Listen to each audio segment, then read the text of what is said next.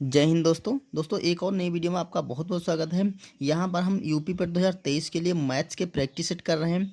तो यहाँ पर जो पहला क्वेश्चन आज लेकर के आए हैं वो है आपका ग्राफ का। तो लिखा है कि निर्देश दिए गए ग्राफ का अध्ययन कीजिए और प्रश्नों के उत्तर दीजिए।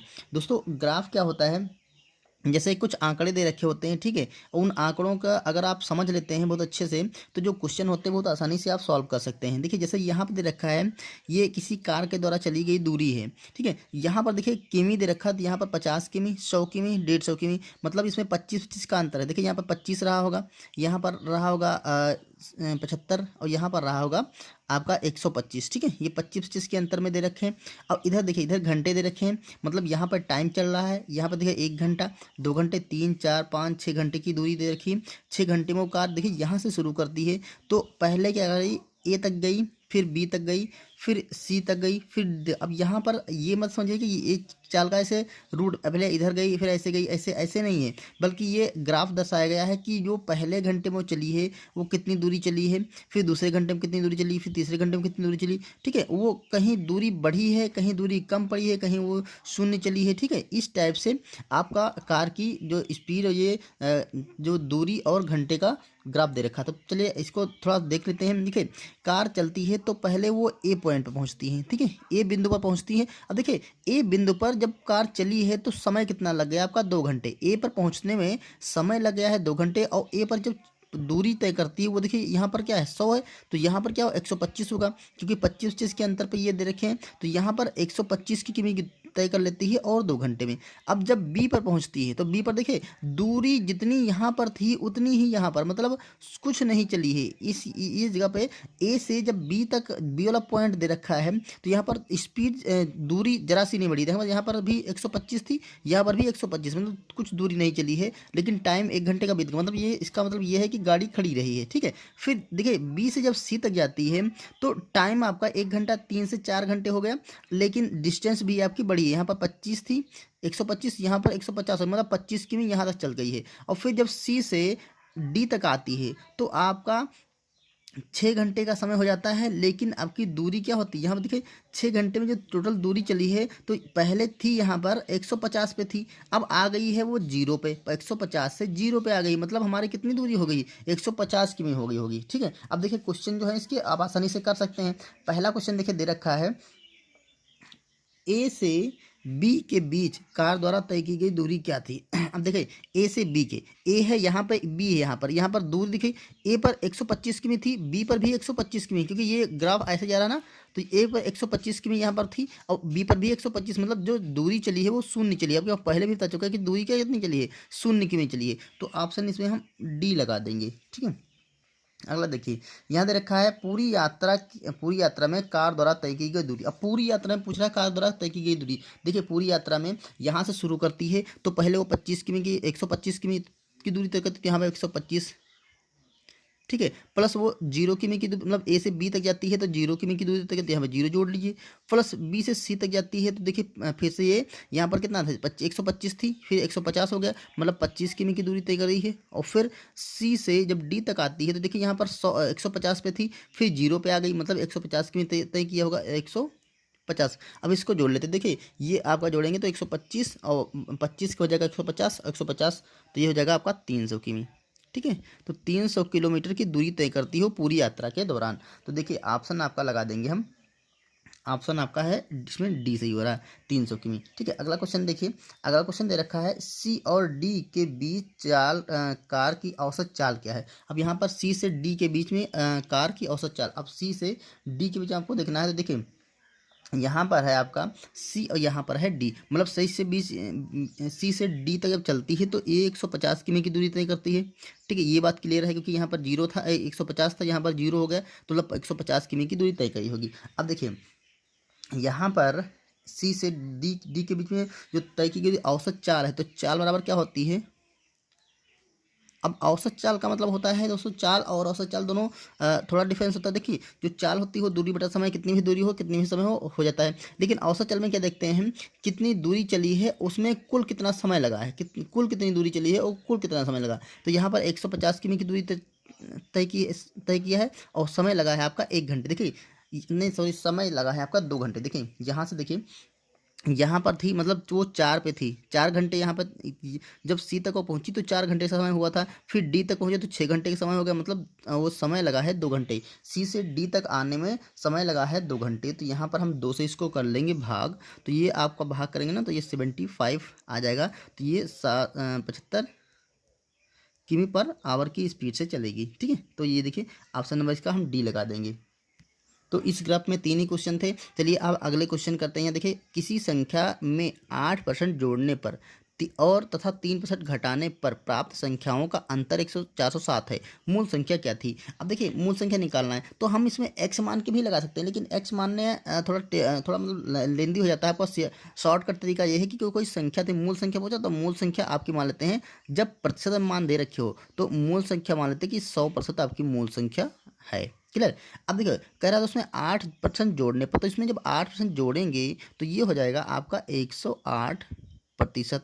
अब कह रहा है, फिर कह रहा है 3% घटाने पर, तो जब इसमें से 3% घटाएंगे तो ये हो जाएगा आपका 97,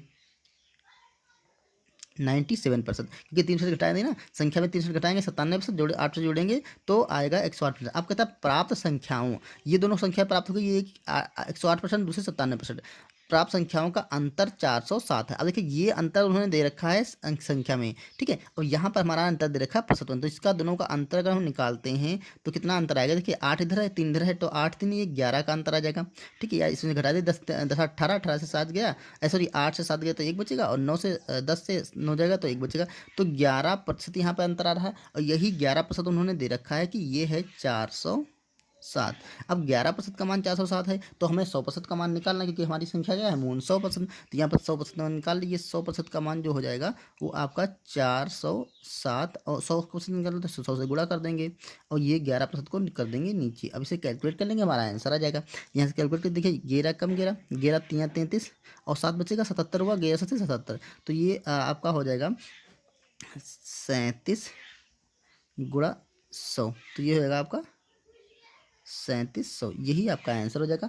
ऑप्शन देखिए, ऑप्शन नंबर हम सी लगा देंगे। ओके, यहाँ देखिए दे रखा है 4,456 में कौन सी छोटी से छोटी संख्या कौन सी जोड़ी जाए ताकि यह एक 6 से पूर्ण से विभाजित हो जाएगा। ठीक है, मतलब ये संख्या 6 से विभाज्य नहीं है, तो इसमें कौन सी संख्या जोड़ दें कि ये 6 से विभाजित हो जाएगी। तो ये चीज़ ध्यान दीजिए, क्योंकि 6 से भाग करेंगे तो या तो इसमें 5 जोड़ेंगे, या तो 4 जोड़ेंगे, या तो 3 जोड़ेंगे, या तो 2 जोड़ेंगे, या तो 1 जोड़ेंगे। इसके अलावा 5 के ऊपर कोई संख्या जोड़नी, क्योंकि 6 अगर जोड़ना होता तो यह ऑटोमेटिक 6 से विभाजित हो रही होगी।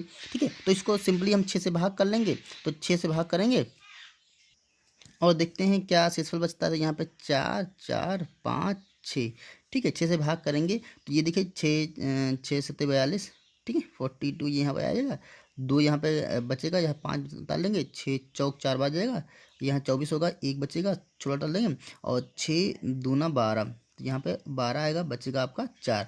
देखिए 4 आपका शेषफल बच गया। अब सोचिए अगर 4 शेषफल बचा है, तो अगर ये इसमें कहा होता कि कौन सी संख्या इसमें घटाई जाए, तो हम ये 4 ही घटा देते, तो हमारी जो संख्या बचती वो 6 से पूर्णतः विभाजित हो जाती। लेकिन इसमें कहा है कौन सी संख्या जोड़ी जाए। अब सोचिए अगर यहाँ पर 4 के बजाय यहाँ पर 6 होता, अगर 4 के बजाय यहाँ पर 6 बचा होता तो ये पूर्णतः विभाजित हो जाती। ठीक है, तो यहाँ पर हम क्या, अगर 4 में हम 2 और जोड़ देते, ठीक है, तो ये आता था 6, जब 6 आता तो पूर्णतः विभाजित हो जाती 6 से। ठीक है, तो इसका मतलब हमें कौन सी संख्या जोड़नी चाहिए, इसमें 2 जोड़ना चाहिए। ठीक है, 2 जोड़ेंगे तो प्राप्त संख्या क्या हो जाएगी, 6 से पूर्णतः विभाज्य हो जाएगी। तो ऑप्शन नंबर हम इसमें सी टिक कर देंगे। ओके, यहाँ देखिए अगला क्वेश्चन है वर्गमूल का। यहाँ दे रखा है यदि रूट के अंदर दे रखा है 309.76 बराबर, ये दे रखा है इसका वर्गमूल निकाल के दे रखा है 17.6 हो, तो 30 वही रूट के अंदर वही संख्या दे रखी है, सिर्फ दशमलव का इधर उधर फेर किया गया है।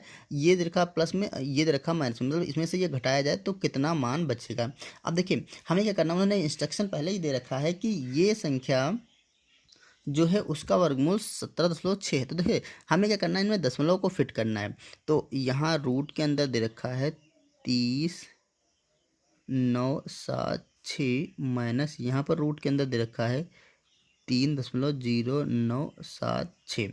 अब देखिए यहाँ पर कोई जीरो नहीं लगा है, मतलब कोई दशमलव नहीं लगा है, तो हमें क्या करना है, हमें इसमें अगर आप सिंपल तरीके से समझ सकते हैं तो इसमें जैसे दशमलव हमें फिट करना है, यहाँ पर दशमलव लगा है तो अगर हम इसमें दशमलव यहाँ लगाएंगे तो इसको मल्टीप्लाई करना पड़ेगा 100 से, ठीक है। तो यहाँ दशमलव हम लगा सकते हैं क्योंकि 100 से ये पूरे दो जीरो कट जाएंगे, दशमलव हट जाएगा, तो ये पूरा वही बन गई, ठीक है।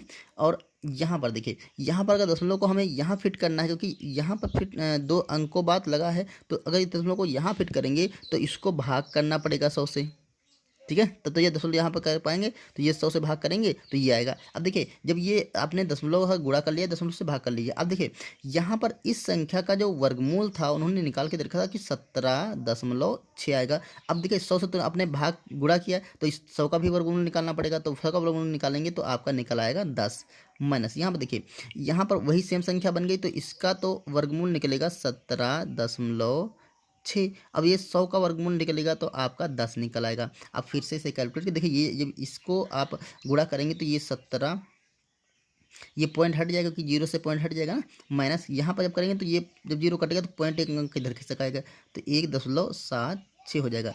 अब इसको घटा दीजिए, आपका आंसर आ जाएगा। तो देखिए यहाँ पर कुछ है नहीं, जीरो मान लेते हैं यहाँ पर, 10 से आपका 6 जाएगा तो आपका बचेगा 4 और फिर बचेगा 9, 9 से आपका 7 जाएगा तो आपका बचेगा 2।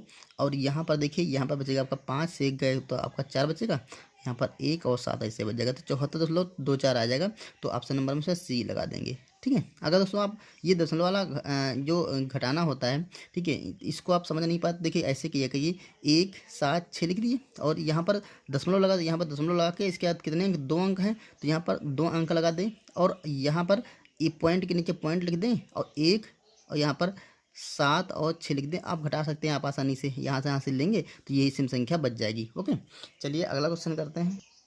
यहाँ देखिए लिखा है एक 312 गुणे 312 माइनस 218 गुणे 218 बटा 312 प्लस 218, तो ये ए स्क्वायर माइनस बी स्क्वायर वाला बनेगा। देखिए 312 का स्क्वायर और माइनस 218 का स्क्वायर और नीचे 312 प्लस 218 इसका 60 का तरीका ये है कि अगर यहाँ पर प्लस का वही वैल्यू दे रखी है, देखिए ये जो मान दे रखा 2 बार, यही 2 बार मान दे रखा है, ठीक है। तो अगर यहाँ पर वही मान का प्लस में दे रखा है तो आप इन दोनों का घटा दीजिए, आंसर आपका आ जाएगा, घटाने पर आ जाएगा। अगर यहाँ पर आपका माइनस दे रखा होता तो आप इन दोनों को जोड़ देते तो आपका आंसर आता है। ये ध्यान दीजिए, जो यहाँ पर चिन्ह लगा होगा उसको उल्टा करेंगे, इसको आप घटा देंगे। अगर देखिए यहाँ प्लस लगा तो आप इसको माइनस कर दीजिए, इन दोनों को जब माइनस करेंगे तो देखिए 10 तो 12 से 8 जाएगा तो आपका बचेगा 8 4, तो 4 बचेगा और यहाँ पर बचेगा आपका 0, तो यहाँ से लगेगा 10, 10 से आपका 9 1 जाएगा तो आपका 9 बचेगा, तो ये 94 आपका आंसर आ जाएगा। अब देखिए हम ये बिल्कुल शॉर्टकट तरीके से आपको बता दिए। अब यहाँ क्या करना है, ए स्क्वायर माइनस बी स्क्वायर से ब्रैकेट खोलेंगे तो ये आपका बचेगा एक ब्रैकेट में ए प्लस बी और एक ब्रैकेट में ए माइनस बी, तो ये 312 प्लस 218 और दूसरे ब्रैकेट में क्या आएगा 312 माइनस 218 बटे 312 प्लस 218। अब इसको आप कट कर देंगे क्योंकि पूरा ब्रैकेट कट रहा है, तो आपका सिंपली आ जाएगा 312 माइनस 218, इसे घटाएंगे तो आपका ये आएगा 94, ठीक है। दोस्तों ये आपको फार्मूला याद होगा कि ए स्क्वायर माइनस बी स्क्वायर बराबर होता है ए प्लस बी और ए माइनस बी, यही यहाँ पर यूज किया गया है, तो इसमें ऑप्शन नंबर हम सी टिक कर देंगे। ओके, तो दोस्तों ये थे क्वेश्चन जो कि हमने यूपी पेट के लिए आपके साथ शेयर किए। उम्मीद है वीडियो पसंद आया होगा, अगर पसंद आए तो लाइक करिए, चैनल पर नए सब्सक्राइब करिए। मिलते हैं नेक्स्ट वीडियो में नेक्स्ट क्वेश्चन के साथ, तब तक के लिए थैंक यू।